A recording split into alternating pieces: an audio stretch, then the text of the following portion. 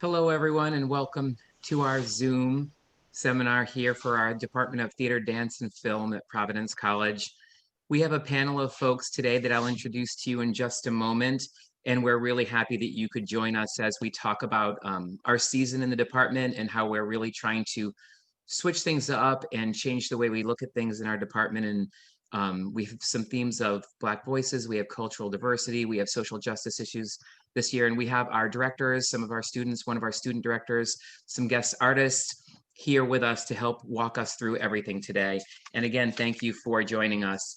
The initial reason we switched gears for our season was due to COVID. And as it happened, we had a season planned out, some rights were paid for, and things were in motion in terms of publicity and things. And we decided to sort of switch gears and take this as an opportunity to change the way we were doing some things and to really get in there and bring in some new guest artists and really look at the way that, this has all impacted us and where we want to go in the future with this. So I'm going to do some very quick introductions before I turn the microphone over to one of our directors. So we have John Garrity, who is in one of our boxes here. He is one of our season directors. He's also a professor of theater with us.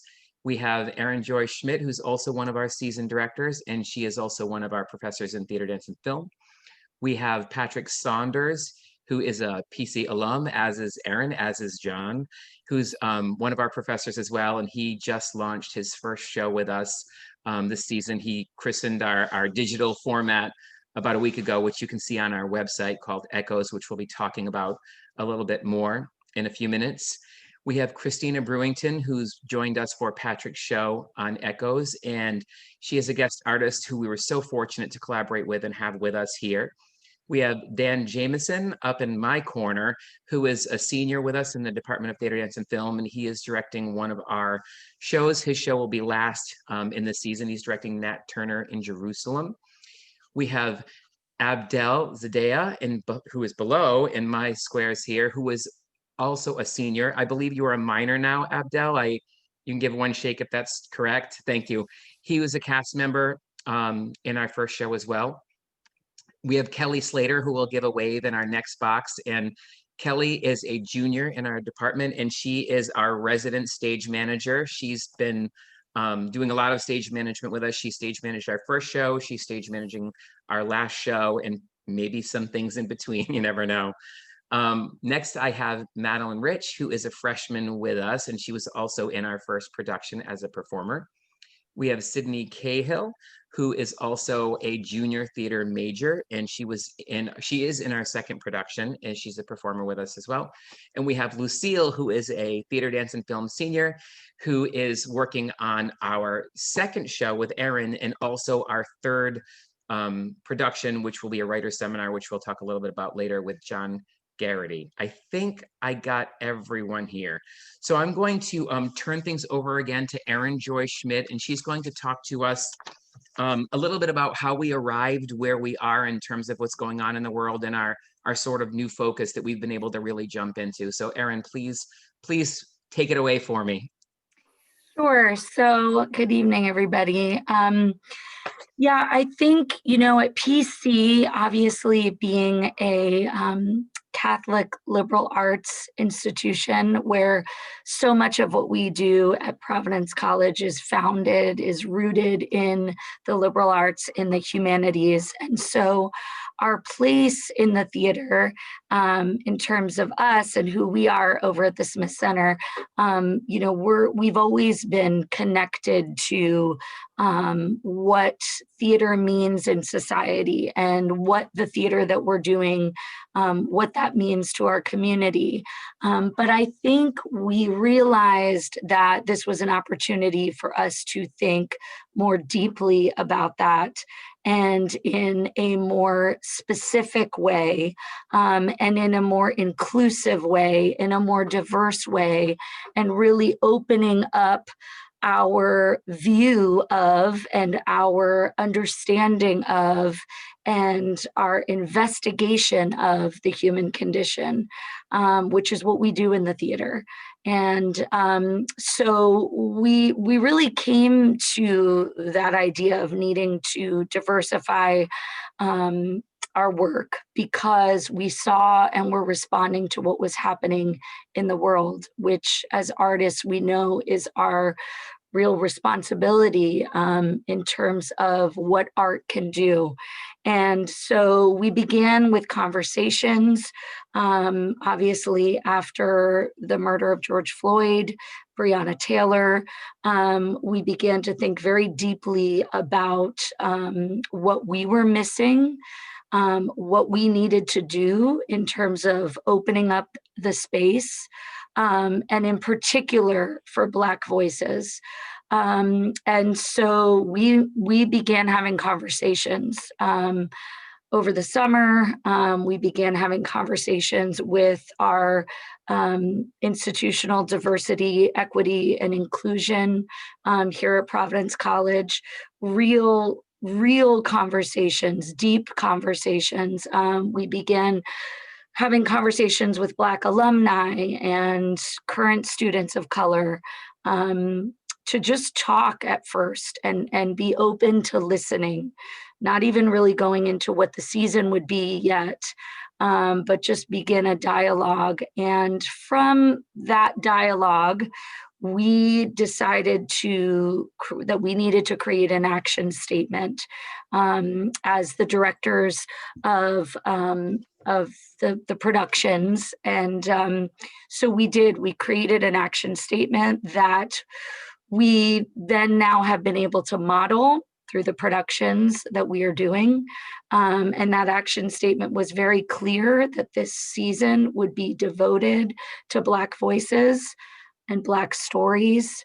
And obviously really expounding on the sense of how incredibly diverse our world is, but that was not being reflected necessarily in the work that we were doing on our stage. And so I would love to maybe open it up just a little bit to the students, and maybe you guys can reflect a little bit about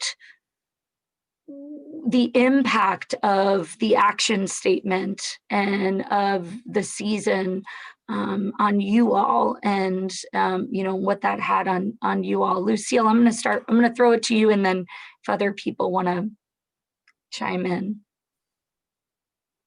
Yeah, hi.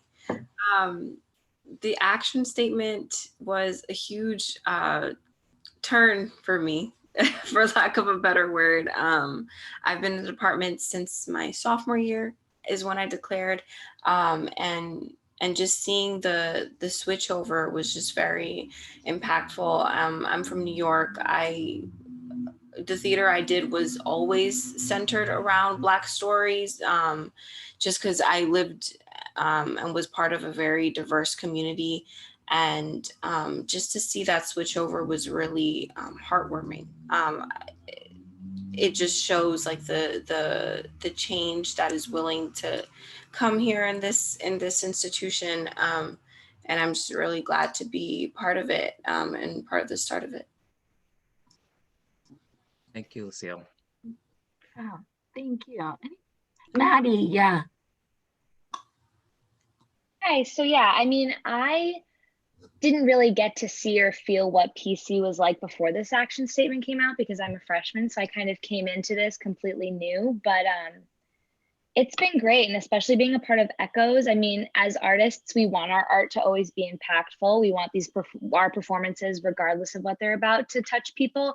But I think since the action statement has come out, for at least me personally and working on Echoes, it made that art that we were creating even more meaningful and hopefully even more impactful. And it gave a greater sense of purpose to what we were doing. And I just think it's been great. I really liked it. And I feel like it really enhanced the experience that we had as a cast for Echoes.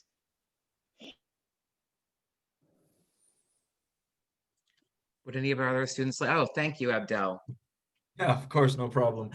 I mean, as my experience as a senior across my 4 years at PC, I've always been involved with theater, dance, and film, the department, and they've always been inclusive, and it's always been great.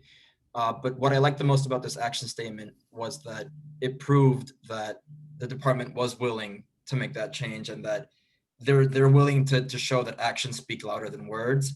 And I found that very refreshing, because although they were already inherently inclusive, it showed that they were there for the students and all the people of color within Providence College, and sending out this message that we're all in this together. So that was really great.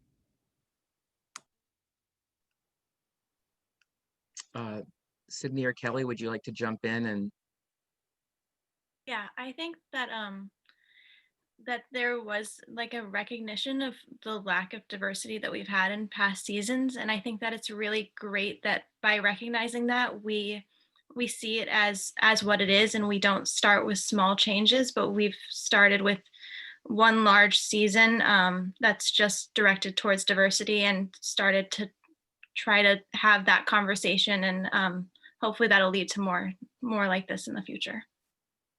thanks, Kelly. Sydney, did you want to jump in? I totally agree with what Abdel was saying before. I think that I'm a junior, so I've done shows my first 2 years at PC, and it's always felt like a very inclusive environment. But there has always been the issue of trying to get more diversity in the Providence Theater Department. And so I definitely like the action statement. I think it's really powerful. And I really like that, as Madeline was saying before, we're doing work that really does have an impactful effect, not just in the theater department individually, but in the college as a whole. I think that it is going to have a strong effect. I was fortunate enough this summer to be working with the faculty on our switch to stories concerning Black voices and diversity. And while this was happening, you know, it was the summer, we weren't really in contact with the students at large. Dan Jameson, who's in one of our boxes here, he contacted me separately and said, I'm thinking of switching the show that I was going to do, and I want to do a show called Nat Turner in Jerusalem, and it has one Black actor and one white actor, and I really, you know, I just want to run that idea by you. And without even knowing that we were doing this huge pivot, again, it was very serendipitous that he contacted me out of his own sense of responsibility and what he's, you know, going to leave PC with as his senior legacy. But Dan, I'll let you talk a little bit about your show and your experience, and again, what you think of the action statement as well. Sure thing. Well, as you said, I'm a senior, and my sophomore year here, as well as a theater major, I'm a history major as well. And my sophomore year, we read in my History 100 class this play, Nat Turner in Jerusalem. And with the class, we were inspecting the Confession of Nat Turner, the document itself, and how that came to be, who Thomas Gray was. And in reading this play, there was a lot, as old as the subject at hand was, it felt very present. And when I was reading it, this was 2 years ago, mind you, 3 years ago, I believe now. And it was very present. And, you know, by the time probably February, March hit of this year, we all kind of felt that seismic shifting beneath us. And through the summer, I realized what I had originally planned, which was The Aliens by Annie Baker. As great a play as I think that is, it wouldn't necessarily be something that I would have, looking back on it, been as proud of to do as switching to something like a Nat Turner in Jerusalem, which actually has a modern not a modern relevance, but extra relevance now, probably more than ever, in the way we see political violence portrayed, in the way that violence in general is talked about. I think these are all topics that are very relevant nowadays, and I just thought, you know, why not go out saying something that I actually mean instead of just, you know, doing a fun play. Thanks, Dan. Erin, I'll bring it back to you to see if there was anything else you wanted to cover or question before we move on to John for some thoughts. No, I would just say, you know, that that I think the holistic approach of the season is something that was really important to us when we were developing this, that it wasn't, we're going to choose just to do one piece in this particular vein, but that we holistically sort of made this a charge, and that it was necessary and vital that we do this, not just for the department, though that is important too. I think because in particular my project, which is responding to the Black at PC Instagram page in particular, and has expanded from there, but that's where it's began. I think this was also about the institution as a whole and how we could be on the forefront of responding to this, for the institution as well. Thanks, Erin. I'm going to give the mic over to John Garrity. He had the managing director job for so much longer than I've had it, and is so responsible for, the way we do things and the way we look at things in theater. And he's going to talk a little bit about how serious we take finding and excavating these themes, and and also look at our mission statement a little, and what we maybe hope to do beyond this. So I'll turn it over to you, John. Thanks, Jimmy. A couple of things come to mind based on what I've heard so far tonight. I'm happy to hear the students describing our theater as inclusive, and the truth is, it always has been, in the sense that it's open to all our students, of course. But over the summer, we recognized, with what's going on in the world, and also with the many conversations we were able to have, in some sense, thanks to Zoom, because we could get together frequently, pretty easily and quickly, we came to recognize that it's more than just having open doors that is required. We needed to launch initiatives that specifically made it clear that we are very interested in telling these stories that relate to what's going on in the world today, especially as concerns issues of social justice, and also to empower our students to tell their stories. And so we have a season of several projects, some of which are book shows, some of which are original work, and different kinds of original work.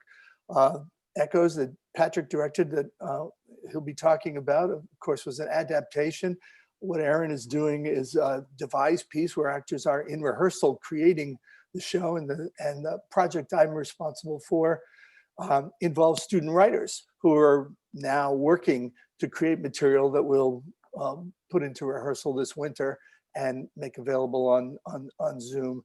And these will be stories that directly reflect, or at least a point of view that directly reflects how our students are understanding and dealing with and expressing themselves about these issues that are going on in the world today. Because the theater, a lot of us found the theater through entertainment, and that's an absolutely valid part of the theater experience. But it's also about how we model how to live. We tell stories that demonstrate problems, that demonstrate challenges, that demonstrate aspirations of people, and we do them live on a platform under the best of circumstances. Now we're doing them on the Zoom, but we do this so that people can engage these stories and be affected by them, and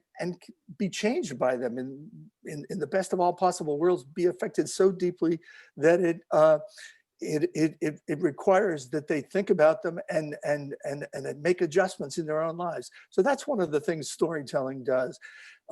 Imitating human behavior. These guys hear me talk about this all the time in class, so there might be some smiles here as we're getting a repetition of things they've heard before. But that's what the theater is, and it's important. And we recognized in this confluence of the pandemic and social justice issues, racial reckoning, we recognized that in this particular year, that needed to be entirely the emphasis of what we're doing. It needed to be we needed to demonstrate a seriousness of purpose that we need to reflect on the things that are happening in our world right now in a variety of different ways. And so all the projects are different and come at it from a slightly different point of view, but that's the theme that is woven through all our work in this academic year.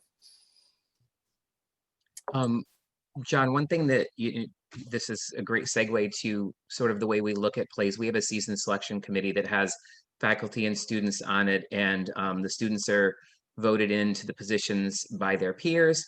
And we spend the whole year reading, suggesting, putting things on the table, taking them off the table, and really trying to look at what we're doing and why. And when we do get them selected, we go into a really lengthy process, and the rehearsals themselves are quite a commitment of time and energy and brain power.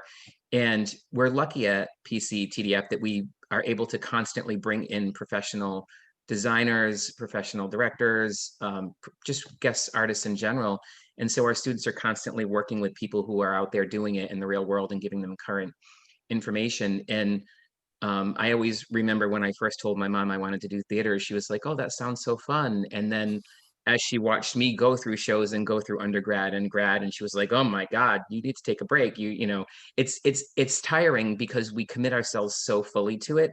And so it's just really nice to be able to know that with all the work and all the commitment that goes in, that it's something that we can believe in. And I'm a firm believer in theater making the world a better place, as hallmark as that may sound. But to know that at the end of the day, when you climb in your bed and you've been working for 12 hours and going through all the stuff and memorizing and fight choreography or whatever it is, that you can have that satisfaction that the work, the research, the planning to get to that place where you're getting ready to put something up all really pays off in a really big way.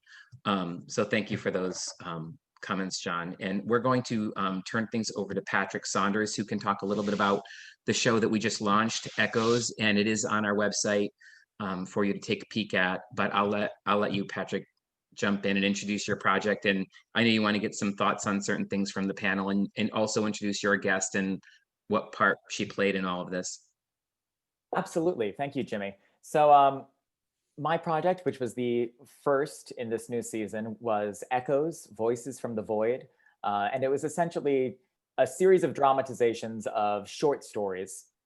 And in trying to figure out what we were going to do for this project, I began with a structure. So I knew that I wanted to choose probably a trio, maybe depending on the size of the cast, a few more stories that we were going to dramatize, but I didn't know what those stories were going to be. And then once we had the action statement in place, that really catalyzed the next phase of the process, which was to not only diversify our ensemble, but also to make sure that we were celebrating and highlighting Black authors in our work, that it wasn't just the performers that came from a more diverse range and spectrum, but also that we were reflecting this need for change in our source materials. But in addition to that, we also wanted to make sure that we were sharing materials that could be shared. And what I mean by that is I then had to make sure that I was choosing short stories that came from the public domain so that we had free license to be able to adapt them, reimagine them as needed, and then distribute them. So once I started looking through stories with that kind of dual lens, something that needed to be from the public domain, but also things that dealt with racism and that were predominantly by Black authors, I first found The Comet, which is the last story that we use by W.E.B. Du Bois. And that felt like a centering force for the production. That felt like something I was going to be able to build around. But I also, because this was becoming such a collaborative process, I didn't want to become the sole arbiter of the material that we were using. And so while I came into rehearsals with potential authors that we could look at, some potential stories, some potential poems, I really wanted the students and the guest artists to engage with the material and to help make the decisions of what is the arc of this story we're telling. And so not wanting to be the sole arbiter of the material, I also didn't want to be the sole creative leader. I thought it was really important that there was, that engaging in this work, we also had Black artists engaged as in leadership positions and on our creative team. So I was so fortunate that Tobias Wilson agreed to direct with me. He's someone who I've worked with in the past. He's a professional actor in and around Providence. He's currently studying at Brown Trinity for his MFA in acting. And I was so glad to have him at the helm with me, but I also wanted to make sure that we were getting in some more voices. And so I turned to Christina, who I had the pleasure of going to graduate school with. She's a graduate of East 15 Acting School, part of the University of Essex. And I reached out to Christina because beyond being an amazing actor in her own right, we were also, as part of our grad program, asked to do solo performances. And she created this really beautiful piece where she took a character from history, from an already created play, and she readapted it as a solo performance for her own voice. And I thought that was the kind of adaptation that I was interested in engaging in this. So Christina, if I could turn to you now, I don't know if you want to speak, especially having come into this process initially as a speaker and then ultimately joining us as an ensemble member, what you would share about that experience. Yes, I will say I was felt very privileged to be invited into the process. So that was exciting for me. During, I guess, the guest speaker portion of my process, it was very interesting to just go back and kind of self-reflect of what that process was of taking a piece of, like, you know, already made work and adapting it into your own voice. And it was interesting because I was just thinking about it today, and obviously I came in later into the process in terms of the pieces that were going to be a part of Echoes had already been chosen, and a lot of the kind of, you know, the adaptation into the radio play format, for lack of a better word, had already been done. But in looking at the echoes in the final piece, it was interesting because I would be curious to hear from the students as well if what we talked about within that that first rehearsal process about adapting things into your own voice, if anything that we had talked about, I guess, informed maybe how they went about writing their echoes, because I felt like that almost was like the deepest connection to what we had talked about in that rehearsal, of just finding your inner connection to the piece and what part of your own voice it like draws out for you. So yeah, I don't know, that was the most interesting piece of it for me, and it's really exciting to see a college taking the initiative to really like step up and take action and create a series of works that are directly focused on diversity and Black voices. It was very great to see a personal friend of mine being able to take part of that process. So, yeah. Thanks, Christina. Just for a bit of context for our listeners, if you haven't seen Echoes yet, what we're talking about when Christina says these original echoes is that as a direct result of this presentation she gave about adaptation, I came up with a new layer to add to the performance, which I think is actually where the production is its most successful, in that I asked the students to then respond to the 3 stories that we have chosen, and to create some original piece of work. It could be a message in their own voice. It could be a monologue as one of the characters that's not within the text. It could have been a poem. It could have been an epilogue. I just wanted them to create something that was original, that in their own voice responded to the stories we were telling. Because I think what's so compelling about drama as a medium is that you're watching characters, and through these characters, you're watching ideas in dialogue with one another and ideas at play. And I wanted, beyond having just the ability to highlight and raise up these stories, I wanted to make sure that we were also in dialogue with them, that we were saying, this is why these stories still have relevance. This is why these stories are not just historical pieces, but they still speak to us today in pretty resounding ways. And so I think with that, I would love to hear whoever wants to speak first, Abdel or Maddie, what that process of responding to these works was like for you.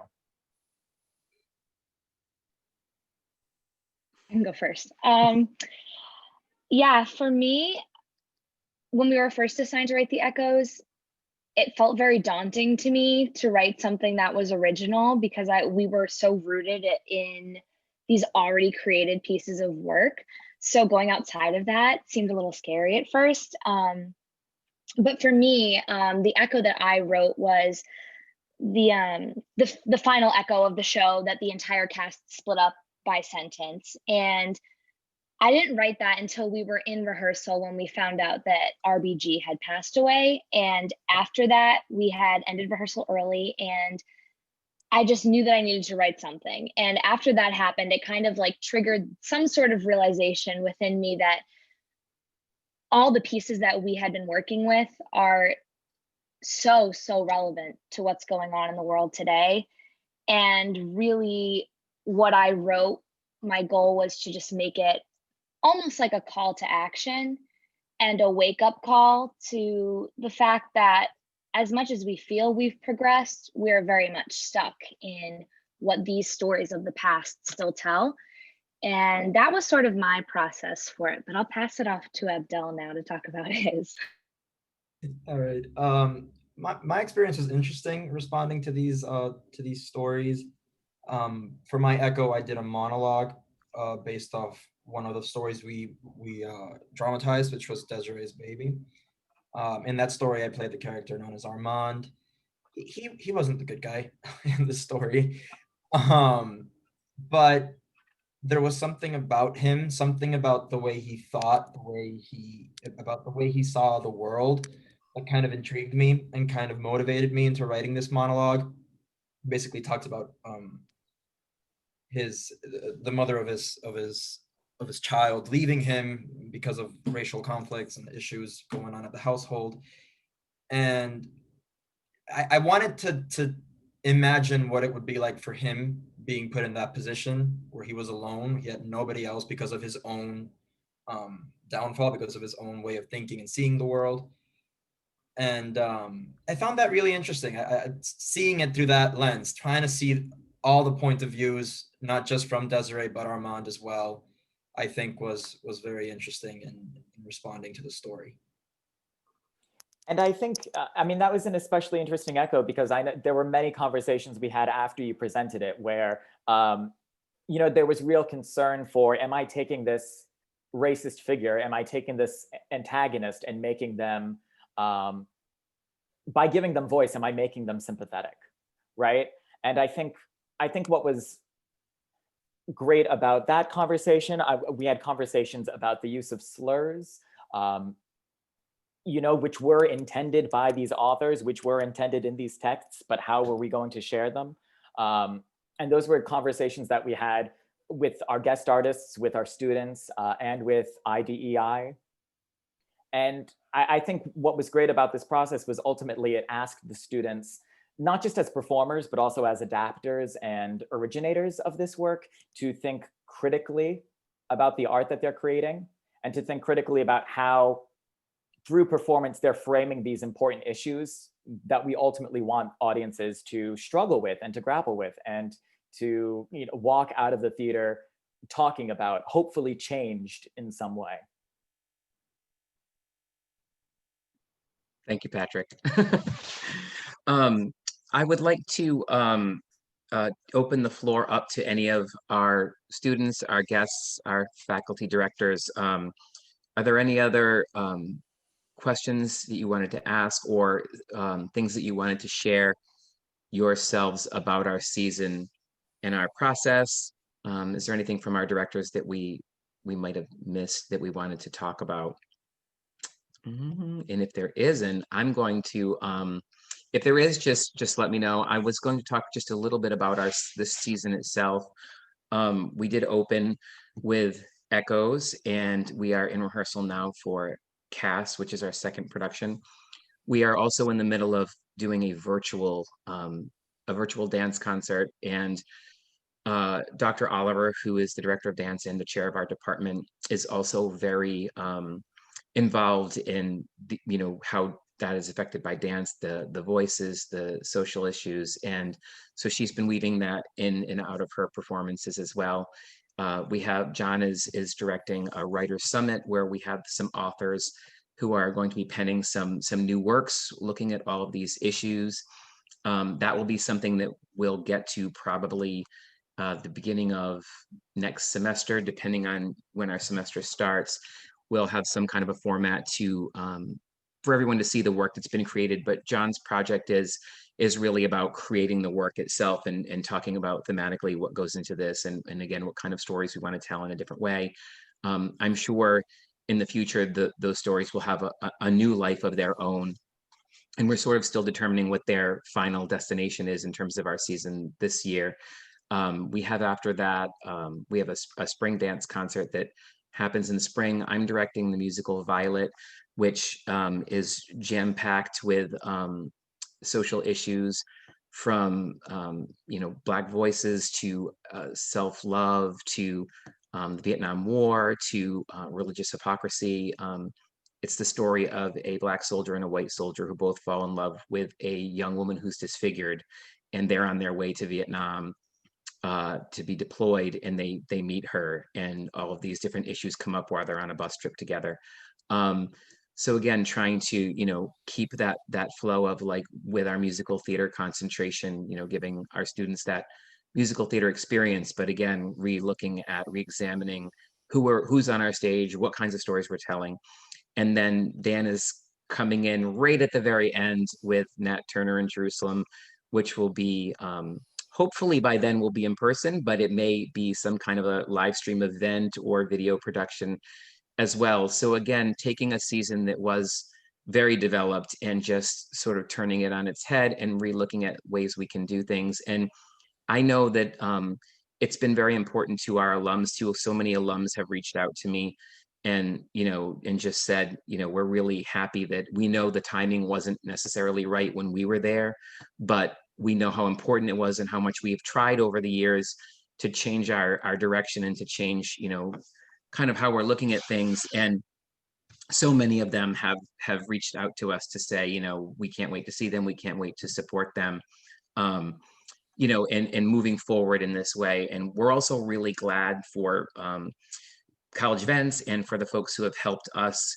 to be a part of the homecoming season here, and just have our own voices out there, so that it's important for us, for people to know this isn't a one-time deal, and that we're going to continue to move forward. We're already looking at a season with some real serious stories for women's voices, and then Black women and women of diverse cultures, and also other stories that we can continue to tackle. And it's been really rewarding also to watch how our students have reacted, to sharing the spotlight, sharing the stage, sharing the voice, sharing what we're talking about, what we're doing, and just welcoming people in. And we are so fortunate to have had the guest artists. And Christina, I just want to say again how fortunate we are to have had you with us. It's more important than you probably realize, but we're so thrilled to have you and Tobias with us on this first production. And Jaquan. And yep, we have a couple that are not here today, but have been joining us as well. John, do you want to talk a little bit about, as we wind down, just the future of the department, or anything that you or Erin would like to say about moving forward that I haven't covered, places we'd like to go, or things that are important to us? And I know we have covered a lot, so there might not be anything specific you want to segue into.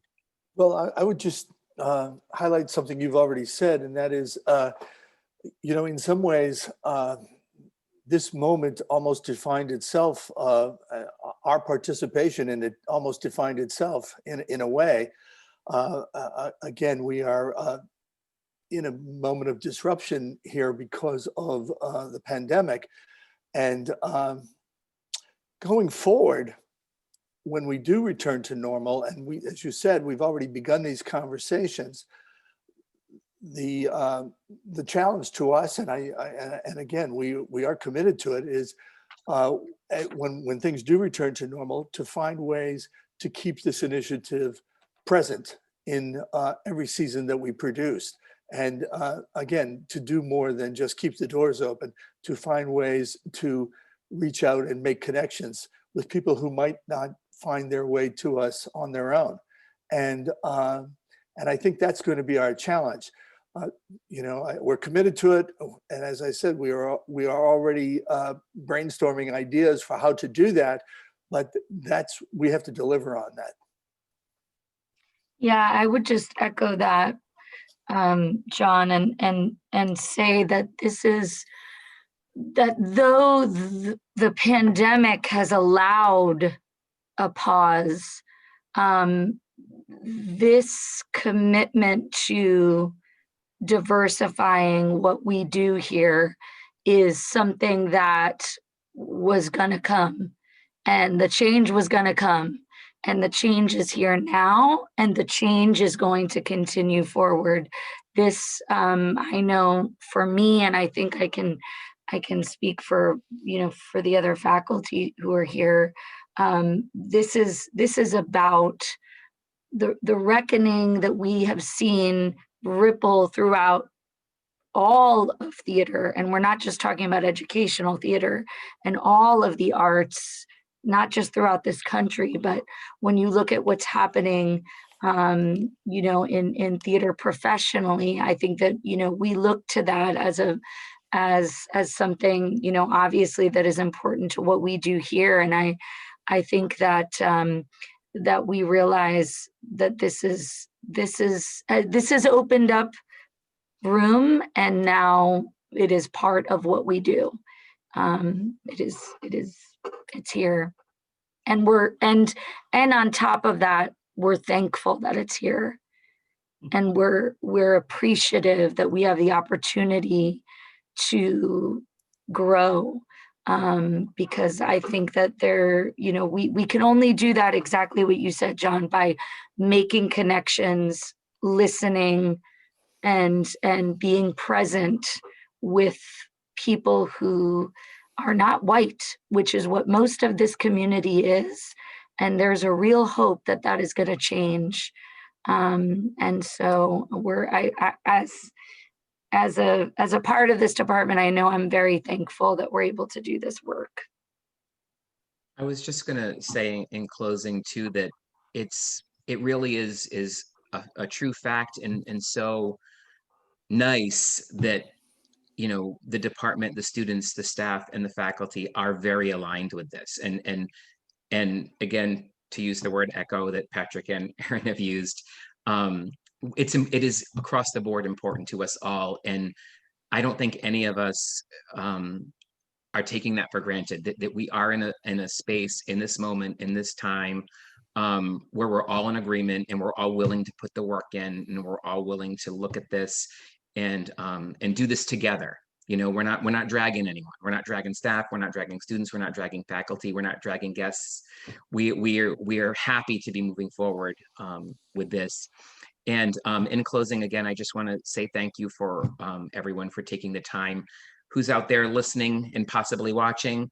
You can check out Echoes on our website. There's a link for our first production, Echoes. And if you want to see what we've been talking about, there's information on the website also about Cast, which is the second show coming up that's in rehearsal now. And there's some information about ways to get involved in John's Writers Summit, if that's something that interests our community here at PC as well. And so again, I'm thankful for the opportunity to show what we have going on, and to continue to keep spreading the word that the arts are a strong force for change and and collaboration and inclusion and all of those things working together. We're stronger together than divided. And I'm very thankful to be working as managing director at Providence College and TDF in general. If anyone has anything else they'd like to add, give a raised hand. And if I don't see any hands raised in my boxes, I will say thank you again. And we're so appreciative of your time. And please check out the website. And thank you to our listeners and all of our guests and everyone who's a part of our TDF family. Good night, and thank you for being here with us.